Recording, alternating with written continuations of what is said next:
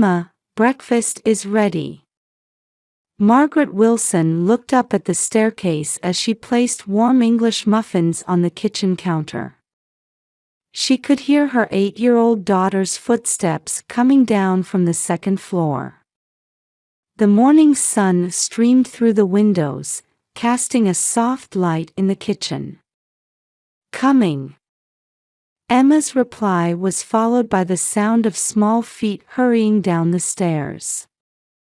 Margaret couldn't help but smile. It had been 2 years since she lost her husband, James. Though the days of raising Emma alone hadn't been easy, her daughter's presence had been her emotional anchor. "Mom, are you working at the hospital today?" Emma sat up straight in her chair and reached for the cranberry juice. Her straight black hair gleamed in the morning light. She gazed at Margaret with large eyes that resembled her father's. "Yes, night shift. Grandma will pick you up." The moment those words left her lips, Margaret felt a twinge of hesitation. Her mother-in-law, Betty Harrison, appeared kind and caring on the surface. However, sometimes Margaret sensed something unsettling behind that smile. This feeling had grown stronger since James's death. Margaret unconsciously glanced at the family photograph on the kitchen shelf. It captured the three of them smiling at the end of summer 2 years ago. Emma laughing in James's arms. Margaret herself smiling happily beside them. Everything changed less than a week after that day. The sudden illness. The emergency hospital admission. And death 3 days later. The doctors had diagnosed it as unexplained acute heart failure, but something didn't sit right with Margaret, who had 10 years of experience as a nurse. However, faced with her grief-stricken mother-in-law, she couldn't voice her doubts. "Mom, are you looking at the photo?" Emma's voice brought Margaret back to reality, and she hurriedly checked the clock. "Oh my, look at the time. We need to hurry." Just as they were heading to the door, the phone rang. The display showed Betty. Margaret frowned at the earlier-than-usual call. "Hello, Betty." "Margaret," came the syrupy voice. "I'm feeling under the weather. I think I'll be bedridden today. Are you all right? Should I call a doctor?" "No, it's not that serious. But, could you perhaps come check on me with Emma?" There was an urgency in her voice that Margaret had never heard before. And simultaneously, something else, another emotion she couldn't quite place. Margaret found herself momentarily speechless. "I want to see my granddaughter," Betty continued. "It's been a while since I last saw her." Outside, the cold spring wind rustled through the street trees. Margaret looked at Emma, who had already put on her shoes and was ready to leave. "All right. I'll come by after dropping Emma off at school." "Thank you, Margaret," Betty's voice brightened. "You're such a good daughter-in-law." Those words lingered in Margaret's ears even after hanging up. Looking at her reflection in the hallway mirror, she felt an unsettling sense that something was about to change. In the car, Margaret noticed her hands gripping the steering wheel tightly. In the passenger seat, Emma silently stared out the window. Her usually energetic daughter was oddly quiet today. "Emma, are you okay?" "Yes." Her response lacked energy. As they drove through the quiet suburban streets of Cambridge, the sky grew increasingly grey. Soon, Betty's old Victorian mansion came into view. The imposing structure with its white walls and green trim stood out even in this prestigious neighborhood. The gate was half open. The well-maintained garden trees cast eerie shadows as they swayed in the wind. Margaret parked the car and turned off the engine. At that moment, Emma shivered slightly. "Are you cold?" "No, something just feels strange." Margaret hesitated at her daughter's words but didn't pursue it further. They stood before the heavy front door. After knocking, they heard an immediate response. "It's open, come in." A hoarse voice came from within. When Margaret opened the door, she was hit by the smell of old furniture and a faint chemical odor. The house, usually kept immaculately clean, felt oddly oppressive today. "I'm upstairs." Guided by Betty's voice, Margaret and Emma climbed the stairs. Emma's small hand gripped Margaret's tightly. Each step made the old wood creak beneath them. The bedroom door was slightly ajar. Betty lay in bed, her face paler than usual. Yet her eyes had a strange gleam. "Margaret, Emma, thank you for coming." Betty slowly sat up. Her silk pajamas caught the dim light. Several medicine bottles were lined up on the bedside table. "How are you feeling?" Margaret observed her mother-in-law with a nurse's professional eye. "I have a slight fever." "But I'm so happy you both came," Betty smiled. There was something different about her expression today. "Emma, I baked my special cookies. They're in the kitchen." Emma looked up at her mother. Margaret gave a small nod and gently pushed her daughter's back. "It's okay. Go ahead." Emma left the room reluctantly. They could hear her footsteps descending the stairs. Margaret sat down in the chair beside her mother-in-law. "Shall I make some tea?" "Yes, please. The tea set is ready in the parlor." Just as Margaret was about to stand, they heard a noise from downstairs. "Emma, are you all right?" There was no response. Margaret hesitated for a moment, then gave her mother-in-law a slight bow before leaving the room. As she descended the stairs, she felt a chill run down her spine. The parlor was located in a secluded area on the first floor. The tea set was indeed prepared there. But Emma was nowhere to be seen. No sounds came from the kitchen. "Emma."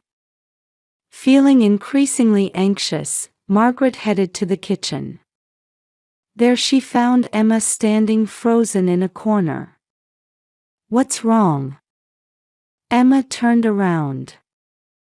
Her face was pale, and her whole body was trembling slightly. "Mom." Her daughter's voice was barely a whisper. Emma ran to her mother and gripped her hand tightly. "Mom, we need to get out of here right now." Margaret felt the blood drain from her face. Just then, they heard a sound from the stairs. Turning around, they saw Betty standing at the top. Still in her pajamas, she was watching them with a slow smile. "Oh, Emma. Did you enjoy the cookies?" Her voice was as gentle as ever. But Emma's trembling grew stronger. Margaret felt her daughter's small body press against her arm. "Betty, I think we should leave for today. Emma's not feeling well either." "Oh?" Betty's voice sharpened for just a moment. "But the tea is ready. Just for a little while." "I'm sorry." Margaret tried to keep her voice natural while squeezing Emma's hand. "We'll visit another time." They headed for the front door. Margaret could feel Betty's gaze on her back as she tried not to appear rushed. Yet when she grabbed the doorknob, her hand was trembling slightly. "Drive safely." Margaret nodded without turning back at Betty's voice. Outside, the cold spring wind enveloped them. They quickly got into the car and started the engine. In the rearview mirror, Margaret could see Betty watching them from the second-floor window. The moment the car started moving, Emma finally let out a deep breath. Her small body was still trembling. Margaret gripped the steering wheel tightly as she drove away as quickly as she could while maintaining a natural speed. No one spoke until the house disappeared from view. Back in their living room, Emma sat silently in a corner of the sofa, as if trying to make herself smaller. Margaret placed a hot cocoa in front of her daughter and gently put a hand on her shoulder. "Can you tell me? What did you see?" Emma held the mug with both hands, and silence stretched between them. Outside the window, the evening sky was gradually turning purple. In the kitchen, Emma began in a trembling voice. "Grandma had white powder near the tea set." Margaret caught her breath. "That's not all," Emma continued. "Grandma's eyes, they were the same as when Dad died." "The same as when Dad died?" Emma nodded slightly. "That time too, it was after we had tea at Grandma's house. Dad started feeling sick." The memories came flooding back. The end of summer 2 years ago. James's sudden illness. 3 days in the hospital. And the unexpected death. At the time, she had been too overwhelmed with grief to carefully consider the circumstances. Margaret stood up and went to her study. From the drawer where she kept her nursing records, she pulled out a copy of James's medical records. As a nurse, she had developed the habit of keeping all records. She spread out the records and reviewed the progression of symptoms. Sudden vomiting, dizziness, confusion. Then death from acute heart failure. Something felt off. Drawing from her 10 years of nursing experience, something was starting to connect in her mind. She took out her smartphone and called her colleague, Dr. Sarah Cohen, who worked in the emergency department at the local hospital. "Sarah, I'm sorry for the sudden call." She explained James's symptoms while looking at the records. "Does this remind you of anything?" On the other end of the line, Sarah was silent for a moment. "Margaret, I'll be honest," Sarah's voice was lower and more careful than usual. "This looks similar to digitalis poisoning." "Digitalis?" Margaret gasped. "A cardiac glycoside used to treat heart conditions. Overdose can be fatal." "Yes. Especially the progression of vomiting and consciousness disturbance is characteristic." "But, why now?" Margaret was connecting Betty's behavior today, Emma's fear, and the memories from 2 years ago. With trembling hands, she ended the call. When she returned to the living room, Emma was sitting on the sofa with her knees pulled up to her chest. Night was falling, and the shadows in the room were growing deeper. "Mom," Emma called in a small voice. "I remember Dad well." Margaret sat next to her daughter. Emma continued. "Right after Dad had tea at Grandma's house, he started feeling sick. But Grandma wasn't panicked at all. Rather." Emma paused as if searching for words. "She seemed happy."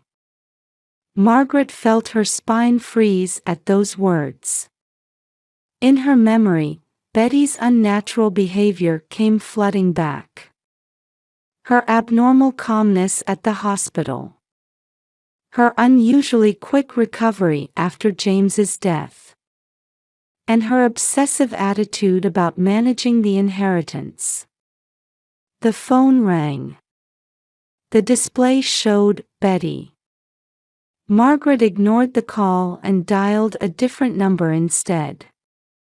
"Hello, is this the Cambridge Police Department?" Her voice was surprisingly calm, even to herself. "My husband died suddenly 2 years ago. And today, my mother-in-law." As she continued her explanation, Margaret hugged Emma. She could still feel her daughter's small body trembling slightly. Outside the window, stars were beginning to twinkle in the spring night sky.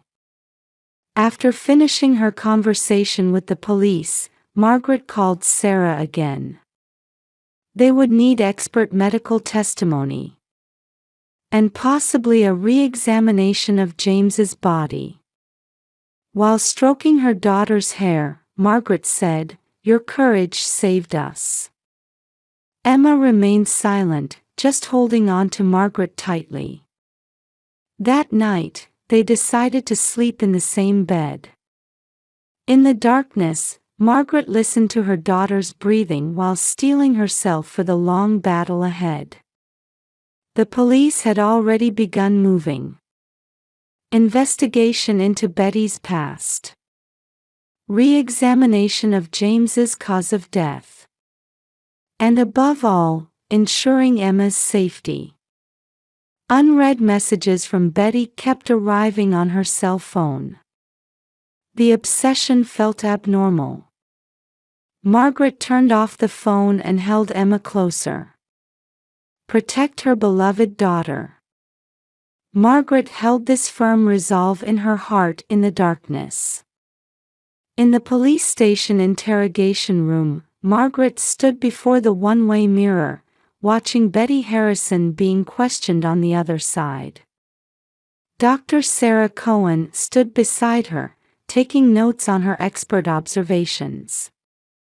3 days ago, the house search had uncovered decisive evidence. Multiple pharmaceutical substances found in a kitchen cabinet. Digitalis powder. And most shockingly, detailed records dating back to the time of James's death. "It's like a nursing record," Sarah whispered. "Everything from dosage to progress monitoring is meticulously documented." Margaret nodded silently. Given Betty's perfectionist nature, it made sense. Yet she still shuddered at the fact that this perfectionism had been directed toward taking her son's life. In the interrogation room, Betty's demeanor was gradually changing. The dignified appearance she had maintained during her arrest had faded, and now she sat in the chair with a disturbed expression. "I was only trying to save my son." Her voice echoed through the speakers. "I had to protect him from her. Margaret was too perfect. Not suitable for my son." The interrogator continued questioning in a calm voice. And you planned the same for your granddaughter and her mother. Yes, Betty's voice suddenly turned cold. They took everything from my son. The inheritance, the memories, everything. Margaret caught her breath. Sarah placed a supportive hand on her shoulder. But I had a plan, Betty continued, her eyes taking on an unusual gleam. First, to save my son. Free him from that woman. And then. Betty suddenly stood up and walked toward the one-way mirror, as if sensing Margaret's presence. You destroyed my perfect family. So I. As the interrogator moved to restrain her, Betty collapsed into the chair. Then, an unexpected confession began. Betty's childhood in a wealthy Boston family in the 1960s. Psychological abuse from her stepmother. Days of being pushed to perfection. A political marriage at 19. And the birth of her only son, her sole salvation. James was my everything, Betty's voice trembled. My reason for living. My life itself. But as her son grew, Betty's desire for control became twisted. College, career, and marriage, every event took her son further from his mother's grasp.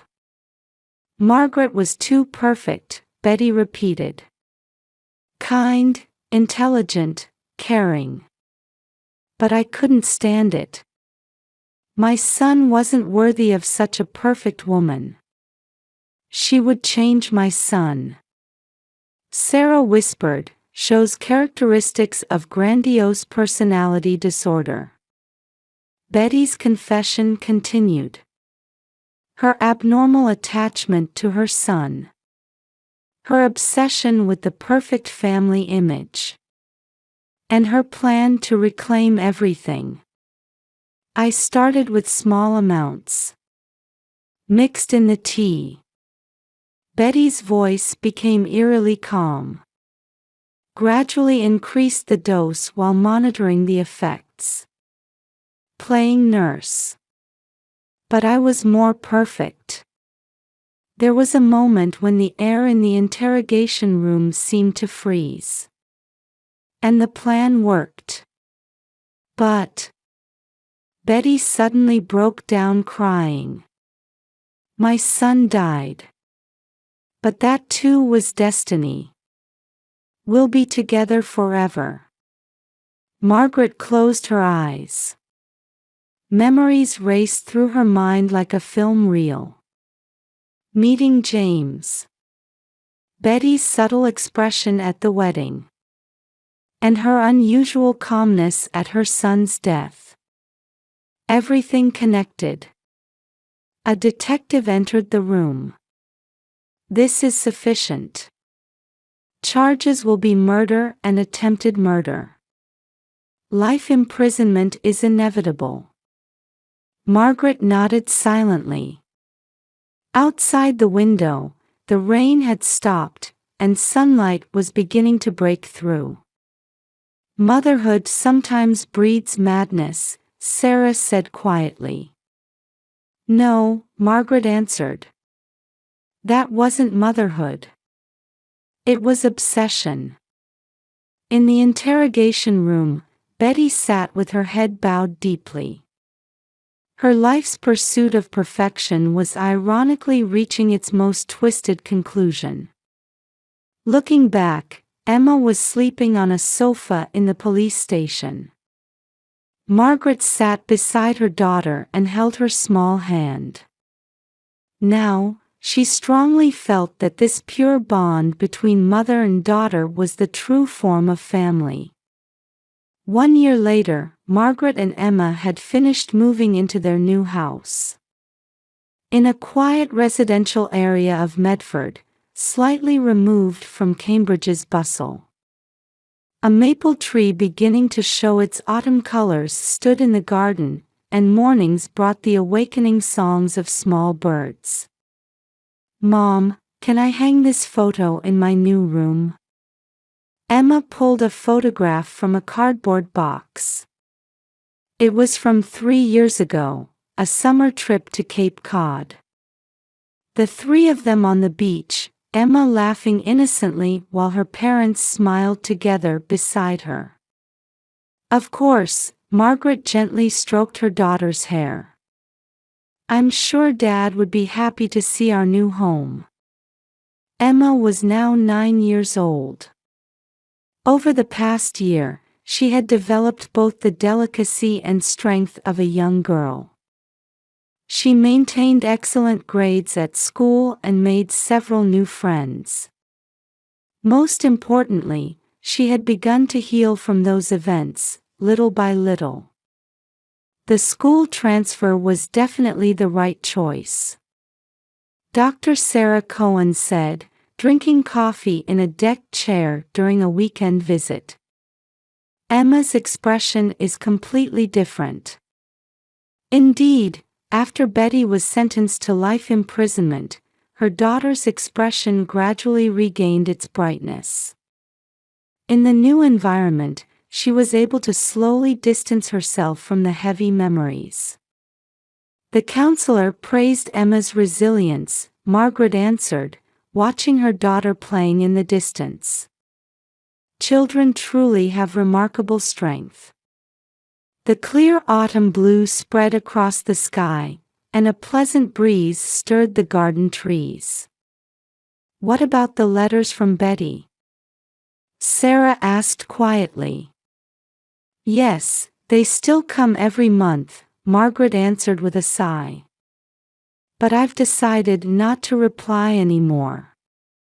The letters from prison were initially filled with intense resentment. However, as time passed, their tone changed. Through regular sessions with a psychiatrist, Betty seemed to slowly begin understanding the gravity of her actions.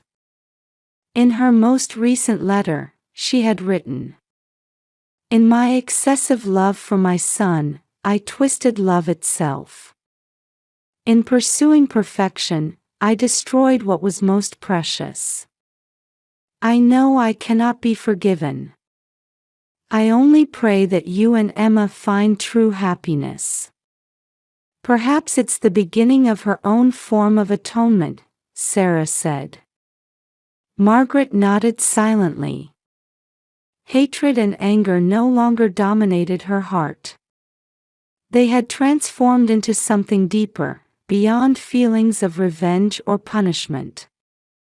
"Hey, Mom," Emma came running from the garden. "Let's visit Dad's grave tomorrow." Their monthly visit to James's grave had become not a place to recall painful memories, but a place to confirm their bond with a cherished loved one. "Yes, let's bring pictures of our new house." Emma nodded happily. "I have so many things to tell Dad. About my new school, my friends." As evening approached, long shadows began stretching across the garden. After Sarah left, Margaret gazed at the view from the kitchen window while preparing dinner. From their new house, they could see the Charles River. The surface of the water gleamed golden in the setting sun. There, a new story was beginning for the mother and daughter who continued walking forward while accepting the weight of their past memories. That night, watching Emma's sleeping face, Margaret smiled quietly. Tomorrow she had the night shift at the hospital. The ordinary daily routine now felt more precious than ever. By the bedside sat a new family photo. A composition of pictures of Margaret and Emma, alongside James's photo. Past, present, and hope for the future were all contained within that single frame. Outside, the autumn wind gently rustled the trees, and the full moon's light tenderly embraced their new home.